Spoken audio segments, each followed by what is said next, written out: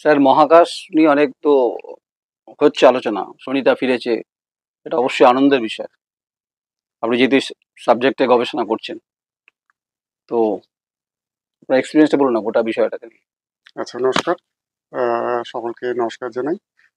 আজকের দিনটা, এই যে 19শে মার্চ 2025, এই দিনটাতে আজকে আমরা খবরের কাগজ, অন্যদিকে দেরি করে আসা খবরের কাগজ, অন্যদিকে সোশ্যাল মিডিয়া, সব জায়গায় দেখতে পাচ্ছি যে মানুষ একটা বিশেষ বিষয় নিয়ে অত্যন্ত আহ, আগ্রহী, আলোচনা করছেন, অত্যন্ত খুশি, একটা বড় সংখ্যায় মানুষ খুশি যে আন্তর্জাতিক মহাকাশ স্টেশন আইএসএস, এই আন্তর্জাতিক মহাকাশ স্টেশনে আটকে থাকার পর সুনিতা উইলিয়ামস এবং তার সহকর্মীরা আজকের দিনে যেখানে তাদের আন্তর্জাতিক মহাকাশ গবেষণা কেন্দ্র আইএসএস, সেখানে তাদের 2024 সালে পৌঁছে তাদের থাকার কথা ছিল 8 দিন। প্রায় 9 মাস বাদে তারা নিরাপদে পৃথিবীতে ফিরে এসেছেন। এবং এই নিরাপদে ফিরে আসার কারণে পৃথিবী জুড়ে মানুষ আহ, অত্যন্ত খুশি। তারা তাদের খুশি ব্যক্ত করছেন, আনন্দ ব্যক্ত করছেন। তো এটাই স্বাভাবিকভাবেই আজকের দিনের এটা একটা অত্যন্ত গুরুত্বপূর্ণ খবর। আপনি যে প্রশ্নটা করলেন আমাকে, যেটাকে আমি কেমন ভাবে দেখি, স্বাভাবিকভাবেই একজন মহাকাশবিদ্যার একজন ছাত্র, একজন শিক্ষার্থী এবং একজন গবেষক হিসেবে এটা আমার কাছে অত্যন্ত আনন্দের বিষয়।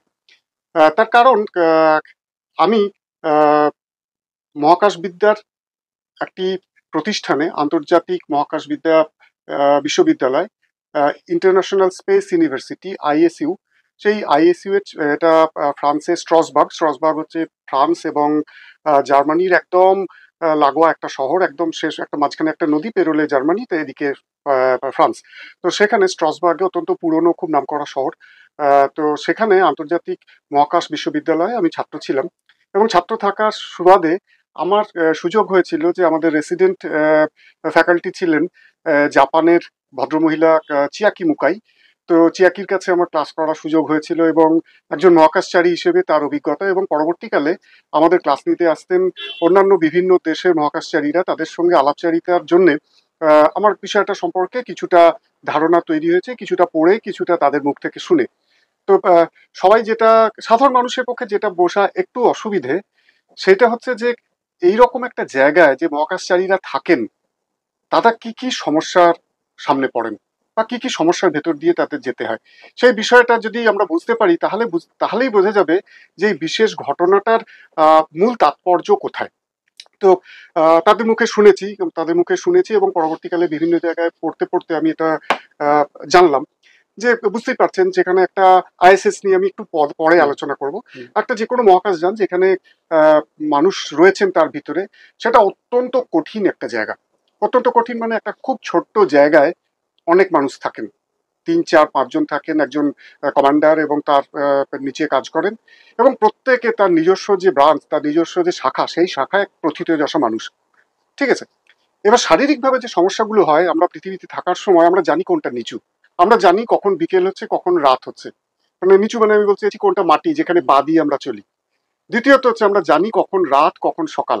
আমরা যখন খাচ্ছি এবং খাওয়ার পর যখন আহ, বিভিন্ন কাজে হাঁটছি, এই হাঁটাটা আমাদের সাহায্য করে আমাদের খাবারকে আমাদের পাকস্থলীতে পৌঁছে দিতে, যেটার নাম হচ্ছে পেরিয়াস্টোলিসিস। অর্থাৎ ক্রমশ একটা চাপ দিতে দিতে খাবারটাকে পেটে পৌঁছে দেয়। এবং অনেকেই হয়তো জানেন যে হাঁটা চলা বন্ধ হলেই পেরিয়াস্টোলিসিস খারাপ হয়ে যায়, এবং তখন মানুষ খাবার খেলে বমি হয়, ঠিকমতো খাবার খেতে পারে না। তো স্বাভাবিকভাবে ওই রকম একটা ছোট্ট জায়গায় যখন মহাকাশচারীরা থাকেন, এক নম্বর তাদের হাঁটাচলা অনেকটা কম, যদিও এখনকার দিনে ওখানে অনেক রকমের ব্যবস্থা করা হয়েছে, ট্রেডমিল টাইপের। এই সুনিতা উইলিয়ামসেরই একটা খুব মজার ঘটনা আছে, যদি সুযোগ হয় আমি পরে বলছি। তো এই ট্রেডমিলে তারা হাঁটেন, কিন্তু তাহলেও স্বাভাবিকভাবেই তাদের হাঁটাচলা কম, হাত পা মেলার জায়গা কম। এবং খাবার খাওয়ার পর তাদের আমাদের সাধারণভাবে যে মহাকর্ষ বা গ্র্যাভিটির জন্য যে খাবারটা পেটে পাকস্থলীতে গিয়ে পৌঁছায় এবং হজম হওয়া শুরু হয়, সেটা অত সহজে হয় না। এবং তার ফলে যে গ্যাস তৈরি হয়, সেই গ্যাসটা অত্যন্ত মুখ দিয়ে বেরিয়ে আসে, মানে আমরা যেটাকে ঢেকুর বলি সাধারণ বাংলায়। এবং সেটা অত্যন্ত দুর্গন্ধযুক্ত, তার কারণ খাবারগুলো তাদের অনেক পরিমাণে প্রোটিন নিতে হয়, এবং খাবারগুলো সম্পূর্ণ আহ, আহ, উম, পাচন হয়নি, মানে সম্পূর্ণভাবে ডাইজেস্ট হয়নি। তাহলে বুঝতে পারছেন, একটা ছোট্ট জায়গা, সেখানে এরকম মানুষ আছেন যাদের খাবার ঠিক মতো হজম হচ্ছে না, খাবার ঠিক মতো যাচ্ছে না। জায়গাটা অবশ্যই বিভিন্ন ধরনের ফিল্টার ব্যবহার করা হয় যাতে এই গন্ধগুলো দ্রুত চলে যায়। এই ধরনের সমস্যাগুলো শারীরিকভাবে এটা তাদের থাকে। আরো পরবর্তীকালে লম্বা সময় থাকলে কি হয় সেটা আমি পরে বলছি। আবার দ্বিতীয়ত যেটা হচ্ছে মানসিক সমস্যা। মানসিক সমস্যা হচ্ছে, বুঝতেই পারছেন যে একটা ছোট্ট জায়গায় এতজন মহাকাশচারী, এবং আবার বলছি যে তারা প্রত্যেকে নিজস্ব জায়গায় অত্যন্ত উচ্চমানের, অত্যন্ত নামকরা মানুষ, এবং তাদের আমাদের মনুষ্য সুলভ যে ইগো, অনেকের ক্ষেত্রে সেই ইগো থাকে। স্বাভাবিকভাবেই যে অত ছোট জায়গায় 4-5 জন অত্যন্ত প্রতিভাশালী ব্যক্তি থাকার জন্য অনেক সময় একটা মানসিক সমস্যা তৈরি হয়।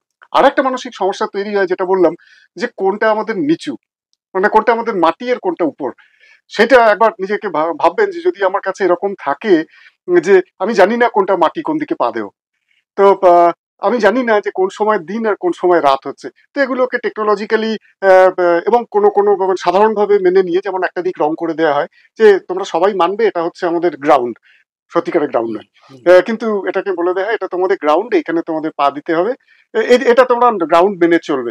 এবং আপনারা এখন নিশ্চয়ই সমাজ মাধ্যমগুলিতে ছবি দেখেছেন যে মহাকাশচারীরা সম্পূর্ণ গ্র্যাভিটিবিহীন, অর্থাৎ যেখানে মহাকর্ষের টান নেই, সেখানে যেমন ওজনবিহীন ভাবে ভাসতে ভাসতে একটা জায়গা থেকে একটা জায়গায় যাচ্ছেন, এবং তাদের নির্দিষ্ট সময় কাজ করতে হচ্ছে, এবং তার ফলে যেখানে হয় কোনো কোনো সময় কনফ্লিক্ট তৈরি হয়। আর একটা সমস্যা হচ্ছে আগেকার দিনে যে বাড়ির লোকেদের সঙ্গে, পরিবারের সঙ্গে, বন্ধু বান্ধবের সঙ্গে, সহকর্মীদের সঙ্গে প্রতিনিয়ত যোগাযোগ, এইটা এখনকার দিনের মতো এত সোজা ছিল না।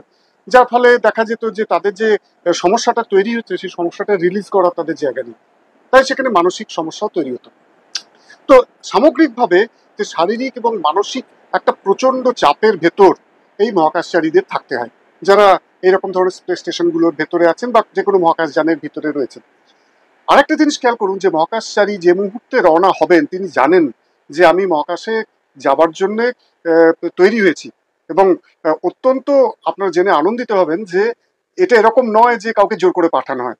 এই মহাকাশচারী সিলেকশনের জন্য, অর্থাৎ বেছে নেবার জন্য পৃথিবী জোড়া সিলেকশন প্রসিডিওর হয়, এবং তাতে প্রচুর মানুষ তাতে অ্যাপ্লাই করেন। তার থেকে বাঁচতে বাঁচতে বাঁচতে বাঁচতে 4-5 জন এবং কিছু স্ট্যান্ড বাই এইভাবে রাখা হয়। এবং এই ক্ষেত্রে শুধুমাত্র শারীরিক সক্ষমতা নয়, অত্যন্ত মানসিক দৃঢ়তা, মানসিক জোর এবং ভয়কে অতিক্রম করার ক্ষমতা এটা রাখতে হয়। তো যে কথা বলছিলাম, যে বুঝতেই পারছেন যে একজন মানুষ তিনি যখন মহাকাশে যাচ্ছেন, যে মুহূর্ত থেকে তিনি শুরু করবেন এবং ফিরে আসা পর্যন্ত, তিনি জানেন যে যতই প্রযুক্তির উন্নতি হোক, একটা খুব কম শতাংশ হলেও একটা সমস্যা একটা একটা কি বলবো, একটা প্রবাবিলিটি থেকেই যাচ্ছে যে যে কোনো সময় প্রাণ সংশয় হতে পারে, প্রাণ চলে যেতে পারে। অসংখ্য ঘটনা আমরা আমরা দেখেছি। কল্পনা চাওলার ক্ষেত্রে হ্যাঁ, দেখেছি কল্পনা চাওলার ক্ষেত্রে আমাদের। আমরা দেখেছি। তো এটা হতে পারে। তো বুঝতেই পারছেন যে এই মানসিক চাপ নিয়ে একজন মানুষকে, তিনি পুরুষ হোক বা নারী, তাকে এই মানসিক শারীরিক এই চাপ নিয়ে মহাকাশ যানের ভেতর থাকতে হয়। তো স্বাভাবিকভাবেই যিনি গেছেন অল্প কয়েকদিনের জন্য, সেই অল্প কয়েকদিনের জন্য যাবার পর তিনি যখন এখানে আটকে যাবেন, সেই আটকে যাওয়ার পর বুঝতে পারছেন এর সঙ্গে যোগ হচ্ছে একটা তীব্র অনিশ্চয়তা যে আমি কবে ঠিক ভাবে পৃথিবীতে ফিরতে পারবো। এবং অত্যন্ত আনন্দের বিষয়, অত্যন্ত আনন্দের বিষয় যে সুনিতা উইলিয়ামস এবং তার সহকর্মীরা আজকে আহ, একদম অত্যন্ত ভালোভাবে সম্পূর্ণ শারীরিক সুস্থতায় তারা পৃথিবীতে প্রত্যাবর্তন করেছেন। এরপর তাদের প্রাথমিক যে চিকিৎসা এবং যে চেক আপগুলো এগুলো চলছে। এরপর তাদের নাসার অন্য একটি চিকিৎসা কেন্দ্রে প্রায় 7 থেকে 8 দিন তাদের রাখা হবে, এবং বিভিন্ন ধরনের চিকিৎসা এবং বিভিন্ন ধরনের টেস্ট করা হবে, এবং তারপর তারা তাদের পারিবারিক এবং সামাজিক জীবনে ফিরতে পারবেন। এখন ফিরে আসার পর আমি এতক্ষণ পর্যন্ত যেটা বললাম সেটা দেখুন, ওইখানে থাকার সময় যে ঘটনাটা, এরপরে যেটা আমি বলতে চাইছি তারা ফিরে আসার পর কি ধরনের সমস্যা হয়। আমরা পৃথিবীর বুকে, আপনারা সকলে জানেন যে যদি আমরা একটা ছোট্ট ঢিলকে নিয়ে ছেড়ে দিই, ঢিলটা মাটিতে পড়ে যায় কেন? আমরা সকলে এটা জানি যে পৃথিবীর যে টান, সেই টানের জন্য, যেটাকে আমরা গ্র্যাভিটি বলি, সেই গ্র্যাভিটির জন্য এটা মাটিতে পড়ে যায়।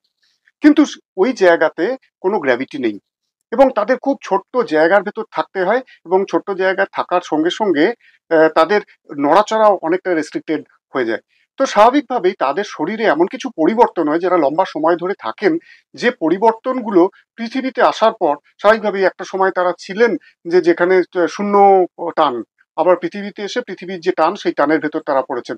স্বাভাবিকভাবেই তাদের সোজা হবার ক্ষেত্রে তারা একটু বেঁকে যান, মানে আমার মনে পড়ছে আমরা মজা করে আমার শিক্ষক চিয়াকি মুকাইকে তাকে জিজ্ঞাসা করেছিলাম তোমার এরকম কতদিন অন অ্যাভারেজ কতদিন চলতো, তো ওর উত্তর ছিল 3 থেকে 3.5 দিন লাগতো আবার আমার মোটামুটি সোজা হতে। দ্বিতীয়ত আরেকটা ঘটনা ঘটে, সেটা হচ্ছে মহাকাশচারীদের ক্ষেত্রে যেহেতু সেখানে গ্র্যাভিটি নেই সেজন্য তাদের হাড়ের ক্ষয় হয় অত্যন্ত দ্রুত। যেটা জানেন যে আমাদের এখানে দ্রুত হাড়ের ক্ষয়কে এবং হাড় ফুটো ফুটো হয়ে যাওয়াকে আমরা বলি অস্টিওপোরোসিস, যেটা একটা নির্দিষ্ট বয়সের পর মহিলাদের একটা অত্যন্ত বড় সমস্যা, পৃথিবী জুড়ে একটা সমস্যা। তো অস্টিওপোরোসিস হয় তাদের পেশিগুলো অনেকদিন ঠিকভাবে কাজ না করার জন্য, ঠিক গ্র্যাভিটি পুলের ভেতর কাজ না করার জন্য পেশিগুলো অনেক নরম হয়ে যায়। তো সেগুলোকে তাদের এই 5-7 দিনে তাদের আবার এক্সারসাইজ করিয়ে তাদের বিভিন্ন ধরনের ব্যায়াম করিয়ে আর একটা যেটা খুব বড় জিনিস থাকে যে যারা মূলত স্পেস ওয়াক করেন, স্পেস ওয়াকের পরে আমি আসবো, স্পেস ওয়াক করেন অর্থাৎ মহাকাশযানের বাইরে গিয়ে যারা কোনো কাজ করে আসেন, মহাকাশযানের গায়ে কোনো কাজ করতে হবে, কোনো ক্যামেরা আটকাতে হবে, কোনো স্ক্রু ঢিলে হয়ে গেছে, তারা সম্পূর্ণভাবে একটা দড়িতে নিজেকে বেঁধে, অবশ্যই সাধারণ দড়ি নয়, সেটাকে তারা মহাকাশের ভেতর চলে যান এবং মহাকাশের ভেতর সাঁতার কেটে তাদের এই যে সায়েন্টিফিক কাজকর্ম সেটা করে আবার ফেরত আসেন। অত্যন্ত বিপদ সংকুল, অত্যন্ত চ্যালেঞ্জিং একটা কাজ।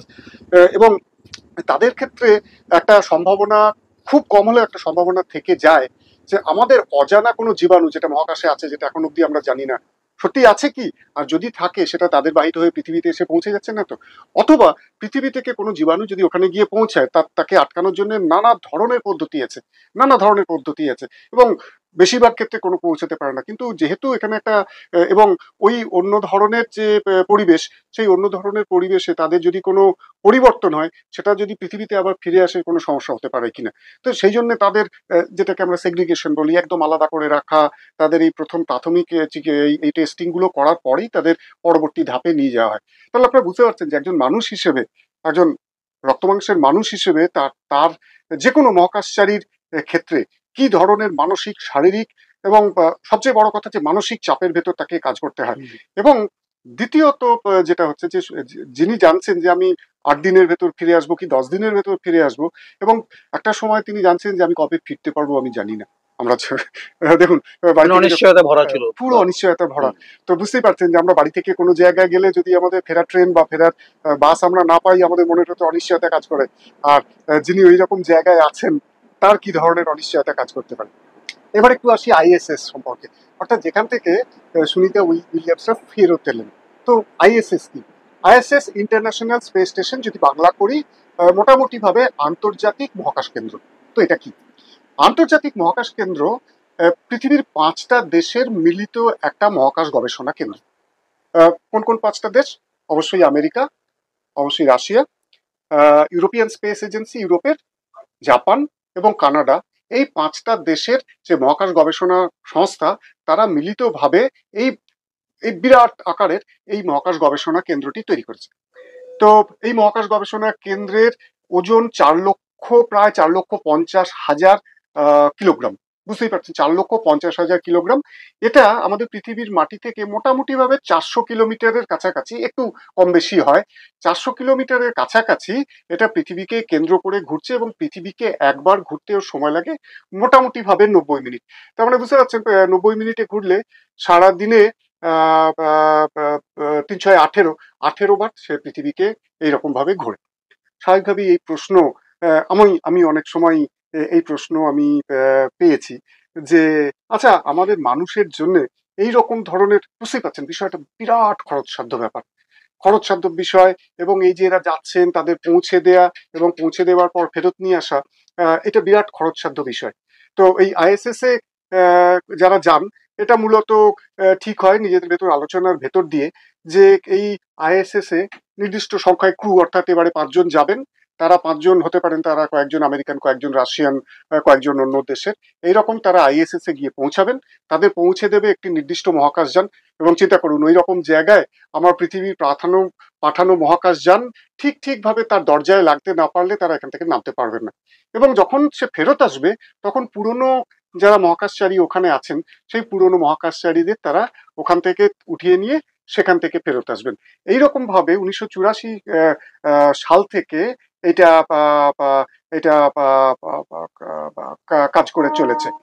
তো যে প্রশ্নে আমি আগে যে প্রশ্নটা তুলেছি যে মানুষের ক্ষেত্রে এই রকম ধরনের যে খরচ করে এবং বহু মানুষের জীবনকে সংশয়ের ভেতর, প্রাণ সংশয়ের ভেতর ফেলে, এটা কি সত্যি আমাদের মনুষ্য জাতির জন্য প্রয়োজন আছে?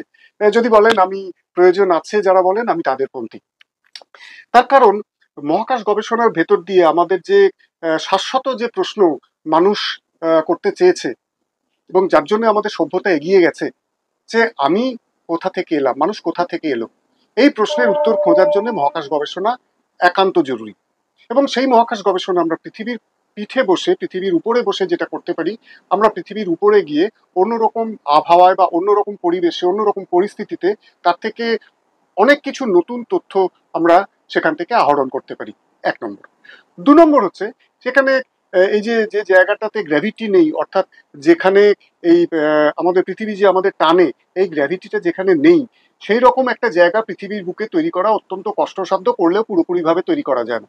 অথচ আমরা বুঝতে পারছি এখানে বেশ কিছু পরীক্ষা নিরীক্ষা যদি আমরা ঠিকভাবে করতে পারি, তাহলে ঠিকভাবে করতে পারলে সেগুলো আমাদের মনুষ্য জাতির জন্য, কোনো একটা দেশের জন্য নয়, কোনো একজন মানুষের জন্য নয়, কোনো একটা ধর্মের জন্য নয়, কোনো একটা বর্ণের জন্য নয়, সমস্ত মনুষ্য জাতির জন্য, সভ্যতার বিকাশ, মানব সভ্যতার বিকাশে তো এইটা কাজে লাগবে। এবং এইখানেই আপনার প্রশ্নে, আপনার কথার জবাবে আমার একটা কথা বলার, যে এইখানেই যে ইন্টারন্যাশনালিজম বা আন্তর্জাতিকতাবাদ, যদি আপনারা পৃথিবীর বুকে দেখেন যে 5টা দেশের নাম করলাম, আমেরিকা, রাশিয়া, ইউরোপ, জাপান এবং কানাডা, তাদের বিভিন্ন ধরনের স্বাভাবিক রাজনৈতিক, অর্থনৈতিক বিভিন্ন ধরনের মতানৈক্য আছে, কিন্তু তা সত্ত্বেও সকলে এক হয়েছে বিজ্ঞান এবং প্রযুক্তির স্বার্থে, এক হয়ে এরকম একটা স্টেশন তারা তৈরি করেছেন।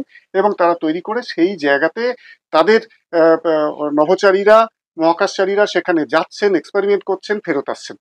তো এইখানে বিজ্ঞান এবং প্রযুক্তি এবং আন্তর্জাতিক যে মনোভাব, তার জয়যাত্রা, আমি পুরো বিষয়টাকে ব্যক্তিগতভাবে দেখি। আন্তর্জাতিক মহাকাশ বিশ্ববিদ্যালয়ের একজন ছাত্র হিসেবে এটা আমার দেখা, আমার কর্তব্য।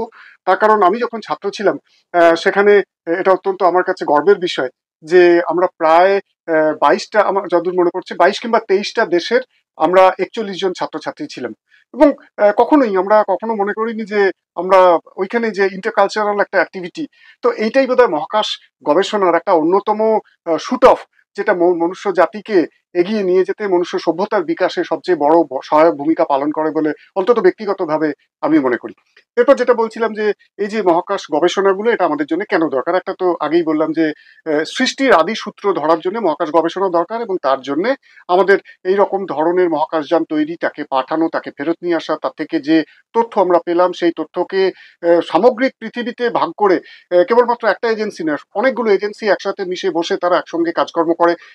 যেমন আমাদের ক্ষেত্রে, ভারতের মহাকাশ গবেষণার ক্ষেত্রে ISRO, Indian Space Research Organisation একটা অত্যন্ত গুরুত্বপূর্ণ নাম, এবং আমরা অত্যন্ত গৌরবের বিষয়, আমরা পৃথিবীর অন্যতম মহাকাশ শক্তি হিসেবে আজকে পৃথিবীর বুকে পা রেখেছি। আমাদের মানুষেরাই, আমাদের ভারতবর্ষের মানুষেরাই ছোট ছোট গ্রামের, ছোট ছোট শহরের, বড় শহরের, ধর্ম বর্ণ নির্বিশেষে মানুষ এখানে কাজ করছেন এবং সাফল্য পাচ্ছেন। তো এবং অন্য জায়গাগুলোতে যেমন ওইখানে যে সমস্ত বায়োলজিক্যাল এক্সপেরিমেন্ট গুলো হয়, অর্থাৎ জীববিজ্ঞানের যে এক্সপেরিমেন্ট গুলো হয়, আমার মনে পড়ছে চিয়াকির কাছে আমরা দেখেছি, ওর এক্সপেরিমেন্ট ছিল যে কই নামে একটা মাছ আছে, আমাদের কই মাছ নয়, কই নামে একটা মাছ আছে, KOI, এই কই মাছ নিয়ে গিয়ে তাকে মহাকাশে তারা দেখছে যে মহাকাশে তার কি ধরনের পরিবর্তন হয়। তারপর সে কিছু বীজ নিয়ে গেছিল, গম বীজ, সেই গম বীজটাকে তারা মহাকাশের ভেতর গম বীজ থেকে অঙ্কুরোদ্গম করে চাষ করার চেষ্টা করছে, কি তাতে পরিবর্তন হয়। এই প্রশ্নটা আসতে পারে, কি লাভ হলো, সাধারণ মানুষের কি লাভ হচ্ছে? সাধারণ মানুষের লাভ এটাই, একদিন হয়তো এরকম আসবে আমাদের বড় সংখ্যায় মানুষকে আমাদের আর পৃথিবীতে রাখার মতো জায়গা থাকবে না, আমাদের অন্য জায়গায় গিয়ে থাকতে হবে। শুনতে হতে পারে যে একটা এটা একটা কল্পবিজ্ঞানের কথা। না, অনেকে বলে যে এটা গোটা দেশেই কালচার পৃথিবীতে, যে চাঁদে জমি কিনছে, চাঁদে বাড়ি কিনছে। এখন অনেকে আবার এই নতুন করে আলোচনা শুরু হবে যে না এটা মহাকাশে একবার ঘুরে না আসি। এটা আমি এই প্রশ্নটা উত্তরটা একটু পরে দেবো, এটাকে আমি শেষ করি। তো তার জন্য হতে পারে, অথবা সেখানে হতে পারতো গবেষণার ভেতর দিয়ে এমন কিছু বীজ, এমন কিছু শস্য আমরা তৈরি করলাম যেটা আমাদের পৃথিবীতে এসে আবার নতুন করে কাজে লাগবে। এটা গেল মহাকাশ ওই জায়গায়। এবং তাছাড়াও যে মূলত পরিবেশ, মূলত পরিবেশ দূষণ, মূলত প্রাকৃতিক সম্পদের কমে যাওয়া, অর্থাৎ পৃথিবী, আমাদের এই যে প্রিয় পৃথিবী যেখানে আমরা বাস করছি, তাকে রক্ষা করার জন্য তার কিরকম পরিবর্তন হচ্ছে সময়ের সঙ্গে সঙ্গে, তাকে বুঝতে গেলে আমাদের মহাকাশের বাইরে থেকে, আমার পৃথিবীর বাইরে থেকে তবে তাকে ভালো করে দেখতে হবে। এবং তাকে ভালো করে দেখার রাস্তা হচ্ছে মনুষ্যবিহীন এবং মনুষ্যযুক্ত এরকম ধরনের মহাকাশযান।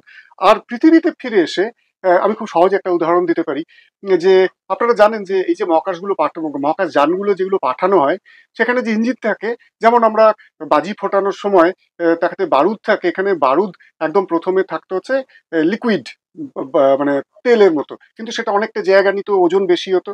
এবং মহাকাশের ক্ষেত্রে মহাকাশযানের ওজন কমানো একটা অত্যন্ত গুরুত্বপূর্ণ বিষয়। তো সেখানে আমরা আহ, এখন যেখানে আমরা জিনিসটা হবে শক্ত, প্রায় কঠিন, এরকম কিছু পদার্থ আমরা তার জ্বালানি হিসেবে ব্যবহার করছি, কিন্তু সেই জ্বালানিটাকে কঠিন অবস্থায় রাখতে গেলে আমাদের খুব ঠান্ডায় রাখতে হয়। ঠিক আছে? তো এই খুব ঠান্ডায় রাখার জন্য যে প্রযুক্তি, যেটা আমাদের ইসরো তৈরি করেছে তাদের নিজেদের জন্য, পরবর্তীকালে দেখা গেল সেই প্রযুক্তি কোথায় ব্যবহার হচ্ছে আপনারা শুনলে আশ্চর্য হবেন। সেই প্রযুক্তি ইসরো দিয়েছে বিভিন্ন রাজ্যের যে পশুপালন দপ্তর, সেই পশুপালন দপ্তরের কাছে দিয়েছে। আপনারা জানেন যে পশুপালনের জন্য অনেক সময় উন্নত মানের বীর্য এক জায়গা থেকে অন্য জায়গায় নিয়ে যেতে হবে এবং তার হিমায়ন দরকার। তো সেই হিমায়ন করার জন্য যে পদ্ধতি, সেই পদ্ধতিটা কিন্তু যে মহাকাশযানে যে পদ্ধতি ব্যবহার হয়েছে তারই খুব ক্ষুদ্র রূপ। তাহলে বুঝতে পারছেন, সরাসরি এই যে চেষ্টাগুলো, এই যে প্রয়াসগুলো মানুষের, বিজ্ঞান এবং প্রযুক্তিকে কাজে লাগিয়ে মানুষের এই যে প্রয়াস, সেই প্রয়াস কিন্তু সরাসরি আমাদের জীবনে কাজে লাগছে, একজন সাধারণ মানুষের জীবনে কাজে লাগছে। আর একটা উদাহরণ আমার কাছে রয়েছে। ইসরো এই যে মহাকাশযানগুলো থাকে, এই মহাকাশযানগুলোর ভিতর থাকে ব্যাটারি, যে ব্যাটারিগুলো সৌর প্যানেল, আপনারা সকলে এখন দেখেছেন, সেই সৌর প্যানেল দিয়ে ওই ব্যাটারিগুলো চার্জ হয় এবং ব্যাটারিগুলো থেকেই শক্তি নিয়ে ওই মহাকাশযানের যা যা কাজ আছে সেই কাজগুলো হয়। তো যে কোনো ব্যাটারির, আপনারা জানেন যে যে কোনো ব্যাটারি একটা নির্দিষ্ট লাইফ টাইম থাকে, ইভেন রিচার্জেবল ব্যাটারিরও। আপনার মোবাইলের ব্যাটারি কিছুদিন বাদে ফেলে দিয়ে নতুন ব্যাটারি লাগাতে হয়। সাধারণভাবে এটা হচ্ছে 1000 বার চার্জ ডিসচার্জ, সাধারণভাবে আমরা রুল অফ থাম্ব এটা বলি, 1000 বার চার্জ ডিসচার্জ করার পর একটা ব্যাটারির আয়ু শেষ হয়ে আসে। তো স্বাভাবিকভাবেই যদি একটা আমরা মহাকাশযান পাঠালাম, মহাকাশযানের আয়ু মূলত শেষ হয়ে, যে কোনো মহাকাশযান আমরা যখন পাঠাই, সেক্ষেত্রে আমাদের কাছে একটা বড় বাধা হচ্ছে এই ব্যাটারির আয়ু। তাহলে ব্যাটারির আয়ু যদি 7 বছর হয়, 7 বছর বাদে আমার কাছে আর ব্যাটারি নেই, সুতরাং মহাকাশযানটাকে তার নির্দিষ্ট কাজ থেকে আমাদের সরিয়ে দিতে হয়। তো গবেষণা এটা চলছে যে কি করে আমরা মহাকাশযানে যে ব্যাটারিগুলো রয়েছে, সেই ব্যাটারিগুলোর আয়ু এটাকে আমরা বাড়াতে পারি। এবং এই বাড়াতে বাড়াতে যে ব্যাটারি আমাদের ভারতীয় মহাকাশ গবেষণা সংস্থা ইসরো যেটা তৈরি করলেন, পরবর্তীকালে তারই ক্ষুদ্র রূপ তারা বিভিন্ন ইন্ডাস্ট্রিকে দিলেন, যে তোমরা যারা ব্যাটারি তৈরি করে, তোমরা এটাকে ইউজ করো, যেগুলো মূলত শিল্পে কাজে লাগবে। এবং স্বাভাবিকভাবে ব্যাটারির লাইফ টাইম যদি বেড়ে যায়, তাহলে তারা যে জিনিসটা তৈরি করছেন, উৎপন্ন দ্রব্যটা যেটা তৈরি করছেন, তার উৎপাদন খরচ কমে যাবে এবং সেটা বাজারে কম দামে আছে। অর্থাৎ আমি একটা দুটো উদাহরণ দিলাম, এরকম অসংখ্য উদাহরণ আছে, অসংখ্য উদাহরণ আছে। যে উদাহরণ থেকে, আর যদি সাধারণভাবে বলেন যে এখনকার দিনে সবচেয়ে বেশি ব্যবহৃত তিনটে মহাকাশ প্রযুক্তি, সবচেয়ে বেশি ব্যবহৃত তিনটে মহাকাশ প্রযুক্তি, একটা হলো মহাকাশ যোগাযোগ ব্যবস্থা। আপনাদের অনেকের বাড়িতেই ডিটিএইচ, যে একটা ছোট্ট অ্যান্টেনা দিয়ে, যেটাকে আমরা কি বলি, একটা ডিশ অ্যান্টেনা দিয়ে আপনি বাড়িতে টিভি দেখছেন। এই টিভিটার যে সিগন্যালটা, এই সিগন্যালটা আসছে কিন্তু মহাকাশযান থেকে। 2 নম্বর হচ্ছে, এরকম অনেক জায়গা আছে যেখানে আমরা এখনো পর্যন্ত টেলিফোন লাইন বা সেখানে আমাদের মোবাইলের টাওয়ার তৈরি করতে পারিনি। সেই সমস্ত জায়গাতে আমরা বলি ভিস্যাট, ভেরি স্মল অ্যাপারচার টার্মিনাল। এই ভিস্যাট দিয়ে আমরা সেই সমস্ত জায়গায়, আমাদের দেশের দুর্গমতম জায়গাতে আমরা তাদের যোগাযোগ ব্যবস্থা তৈরি করে দিচ্ছি। আবার প্রাকৃতিক বিপর্যয়ের সময় যখন বন্যা ইত্যাদি হয়েছে, ভূমিকম্প, তখন তো সমস্ত যা কিছু মাটির ওপর আছে সব ভেঙে পড়ে গেছে, অথচ তাদের সাহায্য করার জন্য টেলিযোগাযোগ অত্যন্ত দরকার। তো এই টেলিযোগাযোগের একটা অত্যন্ত বড় মহাকাশ বিজ্ঞান এবং প্রযুক্তির একটা বড় সাধারণ মানুষকে জীবনকে যেটা এফেক্ট করে, সেটা হচ্ছে টেলিযোগাযোগ। দ্বিতীয়ত আরেকটা হচ্ছে রিমোট সেন্সিং। এই কথাটা হয়তো শুনেছেন। কি করি আমরা, যে এরকম মহাকাশযানগুলো থেকে আমরা পৃথিবীর ছবি তুলে দেখি যে কতটা আমাদের শস্য উৎপাদন হয়েছে, সেই শস্য উৎপাদনের পর আমাদের দেশকে শস্য আমদানি করতে হবে কিনা, কিংবা রপ্তানির জন্য আমাদের অতিরিক্ত শস্য থাকছে কিনা, আমাদের কোনো একটা নদী নির্দিষ্ট সময় অন্তর অন্তর তার পথ পরিবর্তন করছে কিনা, যাতে আমরা প্রেডিক্ট করতে পারি অনেক আগে যে ঠিক আছে এই নদীটা যেহেতু পথ পরিবর্তন করছে, এই জায়গার মানুষকে নিরাপদে সরিয়ে নিয়ে যাওয়া দরকার। আপনারা খেয়াল করবেন যে আজ থেকে 10 বছর আগে যখন বড় বড় ঘূর্ণিঝড়গুলো হতো, এই আহ, এর ভেতরেই আইলা ইত্যাদি আপনারা সকলের নাম জানেন, যখন বড় বড় ঘূর্ণিঝড়গুলো হতো দেখবেন আমাদের দেশের উপকূলবর্তী অঞ্চলে যে মানুষরা বাস করেন, সম্পত্তি হানি হতোই, তার সঙ্গে প্রচুর প্রাণহানি হতো। এখন আগে থেকে আমরা বুঝতে পারতাম না সেটা ঠিক কোন জায়গায় গিয়ে আঘাত করবে এবং তার বিস্তার কতটা।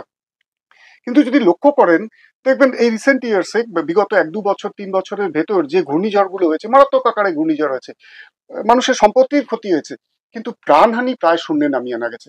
এটা কিন্তু মহাকাশ প্রযুক্তি থেকেই আমরা যে ঘূর্ণিঝড়টা তৈরি হচ্ছে সে কেমন ভাবে মুভ করছে, তার গতিপথ কোন দিকে, তার গতি কত, সে কতটা ডিভাস্টেশন করতে পারে বা কতটা ক্ষয়ক্ষতি করতে পারে, অনেক আগে থেকে এটা আমরা জানতে পারছি। এবং বুঝতেই পারছেন যে আহ, এই ধরনের ঘূর্ণিঝড়ে সবচেয়ে বেশি ক্ষতিগ্রস্ত হয় হচ্ছে সবচেয়ে দরিদ্র মানুষ। সবচেয়ে দরিদ্র মানুষ, তার কারণ তাদের কাছে পাকা বাড়ি নেই, তারা সবচেয়ে ক্ষতিগ্রস্ত হয়। কিন্তু এই মানুষদের কাছেই আমরা মহাকাশ প্রযুক্তির যে সুফল পৌঁছে দিতে পারলাম।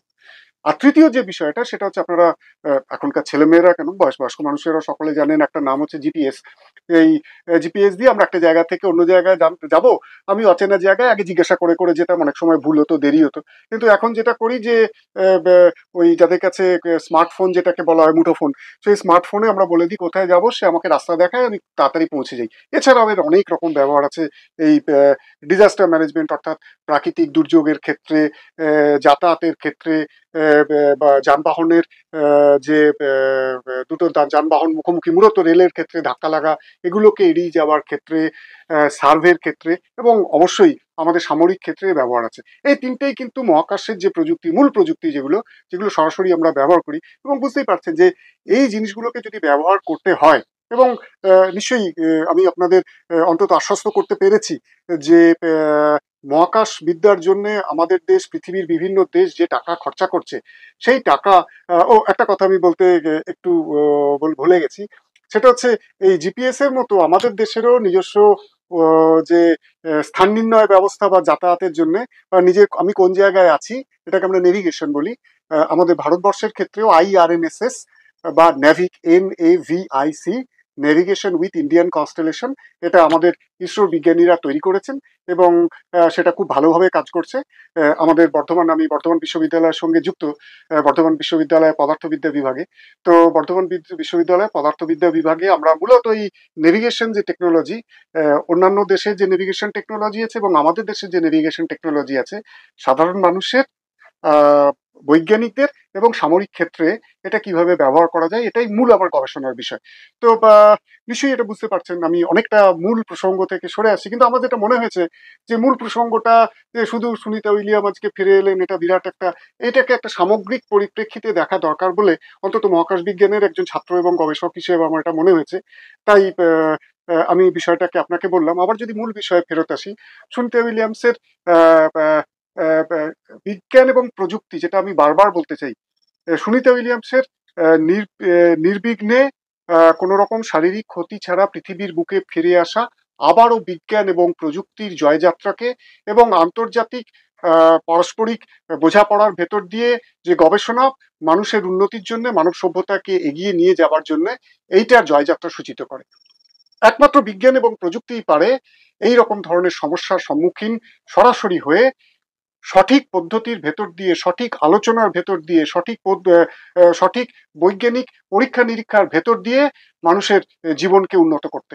এবং সেই জন্যই আমাদের সমাজে, আমাদের জীবনে বৈজ্ঞানিক আলোচনা, বৈজ্ঞানিক চিন্তাধারা, বৈজ্ঞানিক ধ্যান ধারণা, এইটার প্রচলন এবং এইটাকে আরো বেশি বেশি করে চর্চা একান্তভাবে প্রয়োজন। বেশ। আর যদি সুনিতা উইলিয়ামসের বিষয়ে আসি, তিনি এমন একজন নারী, শুধুমাত্র যদি এটাকে মহাকাশচারী হিসেবে ভাবি, যদিও আমি বিষয়টাকে না একটা দেশে, কেবলমাত্র একটা দেশে সীমাবদ্ধ, না একটা যেটাকে আপনারা বলবেন জেন্ডার বা কোনো একটা লিঙ্গে সীমাবদ্ধ থাকতে চাইছি না, তবুও যে আমাদের ভারতীয় সমাজে যদি আমরা দেখি যে এখনো যেখানে নারীদের, আমরা যতটা চাইছি যে জায়গায় নারীরা পুরুষের একদম সমান সমান ভাবে এসে অর্ধেক আকাশ হয়ে তারা আমাদের সমাজকে, জীবনকে, দেশকে এগিয়ে নিয়ে যান, আহ, অসংখ্য উদাহরণ আছে মহাকাশ বিদ্যা চর্চার ক্ষেত্রে, আমাদের সামরিক ক্ষেত্রে অসংখ্য নারী তাদের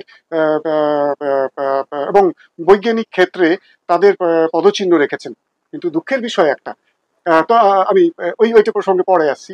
আহ, কিন্তু এই সুনিতা উইলিয়ামসের এই সাফল্য বা সামগ্রিকভাবে বিজ্ঞান এবং প্রযুক্তির সাফল্য এবং সুনিতা উইলিয়ামসের ঠিকভাবে ফিরে আসা, আমার মনে হয়েছে এটা কিন্তু আমাদের যে লিঙ্গ বৈষম্য ঘোচানোর ক্ষেত্রে, আহ, আহ, বিশেষত ছোট ছোট মেয়েদের ক্ষেত্রে, অনেকেই আমি জানি, আমি বিভিন্ন স্কুলে যাই এরকম গল্প আলাপচারিতার জন্য, সেখানে অনেকেই বলেছে যে তারা আহ, ইচ্ছে আছে এরকম মহাকাশ গবেষণায় যুক্ত হওয়া, কিন্তু তাদের ভয়।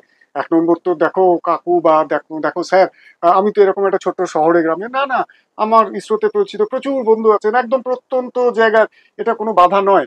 তো এটা ভারতীয় নারীদের, বিশেষত কম বয়সী ছেলে মেয়েদের ছাত্রছাত্রীদের ক্ষেত্রে তাদের মনে জোর এনে দেওয়া এবং তাদের যে সংকল্পকে আরো দৃঢ় করার ক্ষেত্রে আরো বিরাট একটা ভূমিকা পালন করবে বলে আমি এটা অবশ্যই মনে করছি। একই সঙ্গে সুনিতা উইলিয়ামস অনেকগুলো খুব আহ, আহ, আহ, অদ্ভুত ধরনের রেকর্ডের অধিকারী, যেমন হচ্ছে তিনি হচ্ছেন আহ, সবচেয়ে বেশি বার স্পেস ওয়াক করেছেন।